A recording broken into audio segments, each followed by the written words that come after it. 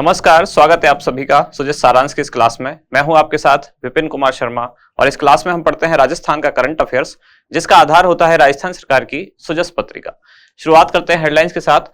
सबसे पहली जानकारी महंगाई राहत कैंप से ही संबंधित है, जहां महंगाई राहत कैंपों के आयोजन से राज्य सरकार का संकल्प साकार, ऐसा मुख्यमंत्री श्री अशोक गहलोत ने कहा। कब? जयपुर में लाभार्थियों से मीटिंग के दौरान।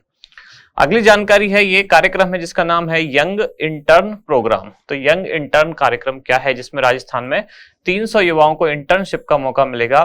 दरअसल इसमें जो सरकारी विभाग हैं उनमें जो यंग इंटर्न्स हैं, यानी कि जो युवा हैं, उनको सरकारी विभाग के कामकाज की जानकारी देने के लिए ये कार्यक्रम शुरू किया गया है।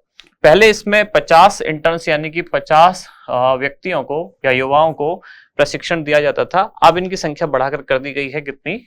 300।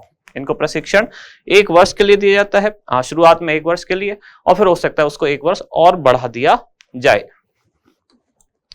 आगे बढ़ते हैं अगले पेज पर। यहां सभी उन लोगों के बारे में जानकारी है जिनको महंगाई राहत कैंप में लाभ मिला, जिसमें अलग अलग योजनाओं का लाभ इनमें मिला। किसी को 8 योजनाएं, किसी को 9 योजनाएं, किसी को 10 योजनाएं।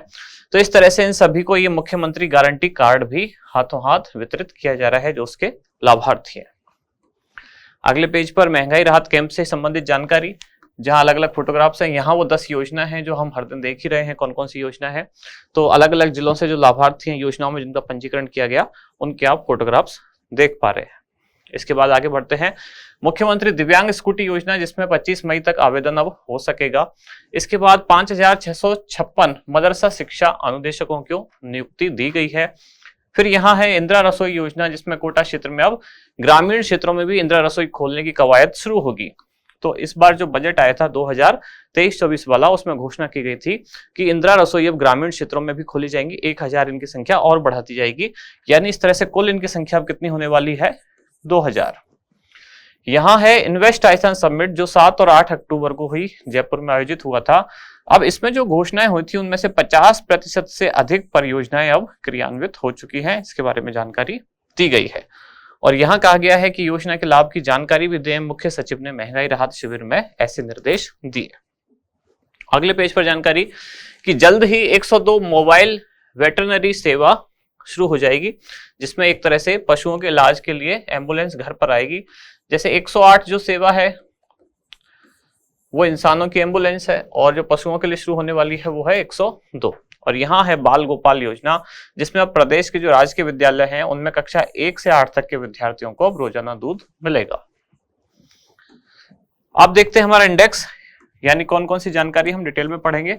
सबसे पहले यंग इंटर्न कार्यक्रम, दूसरा इंदिरा रसोई योजना, फिर है मुख्यमंत्री बाल गोपाल योजना, और लास्ट में इन्वेस्ट राजस्थान समिट 2022। ये 2022 जो लिखा हुआ है सही है, ये 2022 में ही आयोजित हुआ था। और आज इसके बारे में जानकारी आई है कि इसमें जो परियोजनाएं थी उस समय जितनी घोषणा की गई थी उनमें से अब 50% जो है क्रियान्वित हो चुकी हैं। तो आज एक बार वापस इसको रिवीजन के तौर पर देखने वाले हैं। सबसे पहले यंग इंटर्न्स कार्यक्रम क्या है, ये इसका उद्देश्य क्या है? तो इसका उद्देश्य है कि सरकारी विभागों में या जो राजकीय संस्थानों में युवाओं को इंटर्न्स के रूप में नियोजित करना। इंटर्न्स क्या होते हैं? जिसकी इंटर्नशिप चल रही हो, यानी एक तरह से आप प्रशिक्षु भी कह सकते हैं उनको। तो जो वहां सीख रहे होते हैं, यानी कि इंटर्नशिप अपनी कर रहे होते हैं, तो इस तरह से या इस कार्यक्रम के थ्रू जो सरकारी विभाग हैं उनमें युवाओं को लिया जाएगा, जिससे क्या होगा कि वो वहां की जो कार्य प्रणाली है, कार्य पद्धति है, उसको समझ सके। इससे दोनों को फायदा होगा, सरकारी विभाग को भी और जो युवा हैं जिनको लिया जा रहा है उनको भी। युवाओं को ये फायदा होगा, उनकी एक तरह से स्किल डेवलप होगी, और सरकारी विभाग में ये फायदा होगा कि उनको कुछ एनर्जेटिक युवा मिलेंगे जो उनके साथ मिलकर काम कर सकेंगे। अब इसका विवरण, तो राज्य सरकार का बजट आया 2023-24 वाला, उसमें घोषणा की गई थी किसके द्वारा? जो सरकार का आर्थिक एवं सांख्यिकी निदेशालय है वो इस कार्यक्रम को संचालित कर रहा है, जिसमें इंटर्न्स की संख्या 50 से बढ़ाकर अब कितनी कर दी जाएगी? 300। अब इन 300 का भी वितरण कैसे होगा? तो इनमें से जो 33 जिला मुख्यालय हैं उनमें कुल 73 और राज्य स्तर पर कुल 227।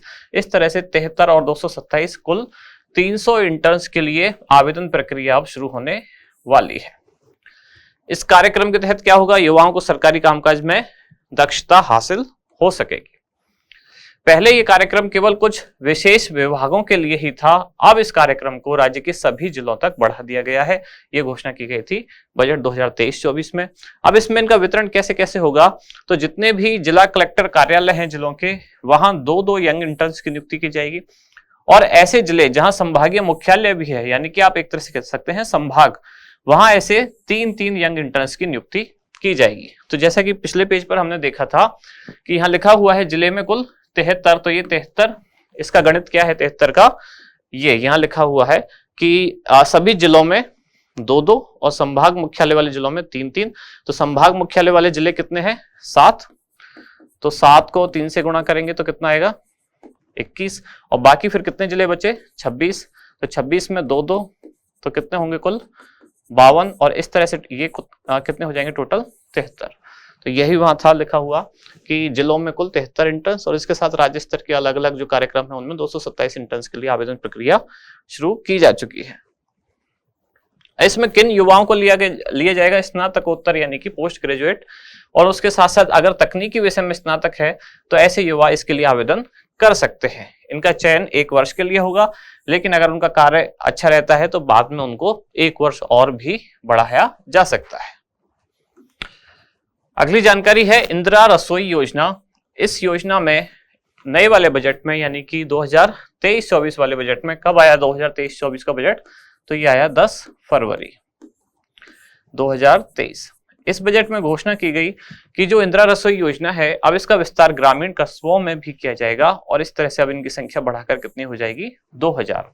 इसका ध्येय वाक्य या संकल्प वाक्य क्या है इस योजना का, यह है कोई भी भूखा नहीं सोए। प्रारंभ कब हुआ योजना का, तो 20 अगस्त 2020 से योजना प्रदेश के सभी 213 नगर निकायों में प्रारंभ हुई। जब इस दिन को यानी कि जिस दिन योजना प्रारंभ हुई 20 अगस्त 2020, तब नगर निकाय इतने थे, तो आप कंफ्यूज ना हो कि नगर निकाय 213 नहीं है, ज्यादा हो गए। हाँ, तो 2020 अगस्त 2020 को इतने ही थे जब प्रारंभ हुई, तो 213 नगर निकायों में, और 358 इंदिरा रसोइयों के साथ, यानी शुरुआत में कितनी खोली गई 358 इंदिरा रसोई, और ये प्रारंभ हुआ 20 अगस्त 2020 को। फिर राज्य बजट आया 2022-23 में। इसमें मुख्यमंत्री द्वारा एक संकल्पना या एक ध्येय वाक्य दिया गया कि कोई भी भूखा ना सोए, और इस सपने को साकार करने के लिए 1000 इंदिरा रसोइयां कुल खोलने की घोषणा की गई, यानी कि लक्ष्य रखा गया 1000 कुल, जिसमें शुरुआत की गई थी 358 से, यानी जिस दिन योजना प्रारंभ हुई उसी दिन 358 खोल दी गई, लेकिन लक्ष्य रखा गया कुल 1000। और अब इस लक्ष्य को और बढ़ा दिया गया, यानी कि बजट 2023-24 में कहा गया है कि ग्रामीण क्षेत्रों में 1000 और खोली जाएंगी। तो इस तरह से 1000 पहले से और 1000 अब, कुल कितनी होने वाली हैं अब 2000। अच्छा, इसमें क्या क्या मिलेगा, तो लाभार्थी को 8 रुपए में शुद्ध ताजा पौष्टिक भोजन मिलेगा, और प्रत्येक थाली पर 17 रुपए राज्य सरकार द्वारा अनुदान दिया जाएगा। इस तरह थाली की कुल कीमत तो होती है 8 रुपए जो लाभार्थी को देने होंगे, 17 रुपए जो राज्य सरकार खुद वहन करेगी, तो थाली की कुल कीमत होती है 25 रुपए। लेकिन जो व्यक्ति खाना खाने जाएगा उसको केवल 8 रुपए देने हैं, और बाकी की जो 17 रुपए की जो लागत है वो राज्य सरकार द्वारा वहन की जाएगी। योजना हेतु प्रतिवर्ष 100 करोड़ रुपए का प्रावधान किया गया। थाली में क्या क्या भोजन होगा, तो 100 ग्राम दाल होगी, 100 ग्राम सब्जी होगी, 250 ग्राम चपाती होगी, अचार होगा, और जिला स्तरीय समिति को आवश्यकता अनुसार क्या सुविधा होगी, स्थान के चयन का, मेन्यू के चयन का, या भोजन के समय के चयन की स्वतंत्रता दी जाएगी। पूर्व में राज्य सरकार द्वारा प्रति थाली कितना अनुदान दिया जाता था, 12 रुपए, जिसको बढ़ा दिया गया कब 1 फरवरी 2017 से, और अब अनुदान कितना हो गया है 17 रुपए। नोडल एजेंसी कौन है इसकी, तो स्वायत्त शासन विभाग के अधीन नगरीय विकास एवं आवासन विभाग इसकी नोडल एजेंसी है, जो पूरे कार्यक्रम को देखेगा, संचालन करेगा। संचालन किसके द्वारा, राज्य और जिला स्तरीय प्रबंधन व मॉनिटरिंग समिति का गठन किया गया इसके लिए, और एक स्थायी एजेंडा का निर्धारण किया जाएगा जिससे भोजन की नियमित समीक्षा भी हो सके। कहने का मतलब आपको नोडल एजेंसी याद रखनी है, वो कौन सी है, स्वायत्त शासन विभाग के अधीन नगरीय विकास एवं आवासन। अगली योजना है मुख्यमंत्री बाल गोपाल योजना, जिसकी घोषणा की गई थी बजट 2022-23 में। योजना प्रारंभ हुई 29 नवंबर 2022 से। अभी 2 दिन पहले भी हम इसको पढ़ चुके हैं कि 29 नवंबर 2022 को 2 योजनाएं प्रारंभ हुई। एक हुई मुख्यमंत्री बाल गोपाल योजना, और दूसरी थी मुख्यमंत्री निःशुल्क यूनिफॉर्म वितरण योजना। दोनों में कक्षा 1 से 8 तक के जो विद्यार्थी हैं वही इसके लाभार्थी हैं, यहाँ भी इस योजना में भी और निःशुल्क यूनिफॉर्म वितरण योजना में भी। उद्देश्य क्या है योजना का? बच्चों को पोषण युक्त आहार उपलब्ध कराना। इसकी पात्रता यानी कि कौन से विद्यार्थी पात्र होंगे, तो कक्षा 1 से 8 तक के विद्यार्थी, चाहे वो राजकीय विद्यालय में हो, मदरसे में हो या जो सरकारी सहायता प्राप्त जैसे स्पेशल ट्रेनिंग सेंटर वगैरह उनमें हो। तो कहने का मतलब कि समस्त राजकीय प्राथमिक व उच्च प्राथमिक विद्यालयों में अध्ययनरत छात्र छात्राएं, मदरसों में या स्पेशल ट्रेनिंग सेंटर्स में अध्ययनरत छात्र छात्राएं जो कक्षा 1 से 8 तक के होने चाहिए, उनको इस योजना का लाभ मिलेगा। इसका संचालन कौन करेगा? राज्य सरकार का स्कूल शिक्षा विभाग योजना का संचालन करेगा। अब बजट 2023-24 में की गई घोषणा के अनुसार विद्यालयों में प्रतिदिन दूध वितरण किया जाएगा। पहले ऐसा नहीं था, पहले था जब योजना प्रारंभ की गई तो था सप्ताह में 2 दिन। योजना जब शुरू की गई तो सप्ताह में 2 दिन रखा गया। वो 2 दिन भी कौन कौन से रखे गए थे? मंगलवार और शुक्रवार। कुछ समय बाद इसको भी चेंज कर दिया गया, मंगलवार को हटा के कर दिया गया बुधवार और शुक्रवार। ऐसा क्यों किया गया? क्योंकि मंगलवार को और भी ऐसी योजनाएं थी जो स्कूल में संचालित थी जिससे कि टकराव होता था तो समय नहीं मिलता था, इसलिए मंगलवार को हटा के फिर कर दिया गया बुधवार और शुक्रवार। अब बुधवार और शुक्रवार को भी हटा के नए शैक्षणिक जो सत्र शुरू होने वाला है अब जुलाई से, उसमें इसको कर दिया जाएगा पूरे सप्ताह, यानी कि जितने दिन विद्यालय खुला रहेगा 6 दिन, संडे इसमें ऑफ रहेगा, तो उतने दिन यानी कि पूरे 6 दिन अब दूध का वितरण किया जाएगा। योजना के अंतर्गत कौन से दूध का उपयोग होगा? तो पाउडर मिल्क का उपयोग होगा, जिसमें कि गर्म पानी मिलाकर उसको लिक्विड मिल्क में कन्वर्ट करके छात्रों को दिया जाएगा। कितना दूध दिया जाएगा? तो कक्षा 1 से 5 तक के विद्यार्थियों को 150 मिलीलीटर और कक्षा 6 से 8 तक के विद्यार्थियों को 200 मिलीलीटर। दूध का क्रय किसके द्वारा? RCDF द्वारा दूध की खरीदी की जाएगी, जिसकी फुल फॉर्म है Rajasthan cooperative dairy federation limited. और जिलेवार इस पाउडर मिल्क का आवंटन किसके द्वारा होगा? तो मिड डे मील के आयुक्तालय द्वारा इसका वितरण किया जाएगा। योजना का कुल बजट अब कितना हो गया है? 864 करोड़ रुपए। जब सप्ताह में 2 दिन दूध वितरण था तब इसका बजट था 476.44 करोड़ रुपए। अब चूंकि सप्ताह के बाकी दिन भी इसको कर दिया गया है तो बजट भी बढ़ेगा। अगली जानकारी है इन्वेस्ट राजस्थान समिट, जिसकी तिथि थी, अच्छा यह पुरानी जानकारी लिखी हुई है, अब इसमें प्रस्तावित शब्द हटा देना चाहिए। तो किस दिन आयोजित हुआ ये? तो ये हुआ 7 और 8 अक्टूबर 2022 को। कहां आयोजित हुआ? तो जयपुर में आयोजित हुआ। यहाँ आप देख भी अब आ रहे हैं, इन्वेस्ट राजस्थान का लोगो लगा हुआ है 7-8 अक्टूबर 2022, जिसकी थीम थी जो यहाँ लिखी हुई है कमिटेड डिलीवर्ड।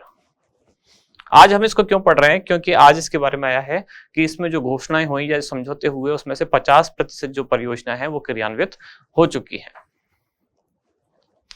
नोडल एजेंसी इसकी कौन है? तो bureau of investment promotion Rajasthan, जिसका उद्देश्य क्या है? राजस्थान में निवेश के लिए वैश्विक तथा घरेलू निवेशकों को आकर्षित करना। अब इसकी विशेषताएं, जिसमें स्टार्टअप इकोसिस्टम में निवेश की संभावनाओं पर विचार किया जा सकेगा, यानी एक ऐसा इकोसिस्टम बनाया जाए यहाँ जिसमें निवेश आ सके, पर्यटन के माध्यम से आर्थिक वृद्धि हो सके, प्रवासी राजस्थानी तथा एग्रो बिजनेस सहित विभिन्न थीम पर सत्रों का आयोजन इसमें किया गया। कुल मिला के पूरा जो भी कार्यक्रम था उसका उद्देश्य इसके नाम में ही है कि निवेश राजस्थान में बढ़ाया जाए और उसके लिए क्या क्या किया जा सकता है वो सभी काम किए जाए। फिर है आज का अभ्यास प्रश्न कि राज्य बजट 2023-24 की घोषणा के क्रम में आर्थिक एवं सांख्यिकी निदेशालय ने इंटर्न्स की संख्या बढ़ाकर अब कितनी कर दी है? 50, 200, 300 या 500? तो इसमें से जो सही जवाब है वो आप बताएं कमेंट्स में। अब मिलते हैं कल अगली न्यूज के साथ अगली क्लास में। धन्यवाद।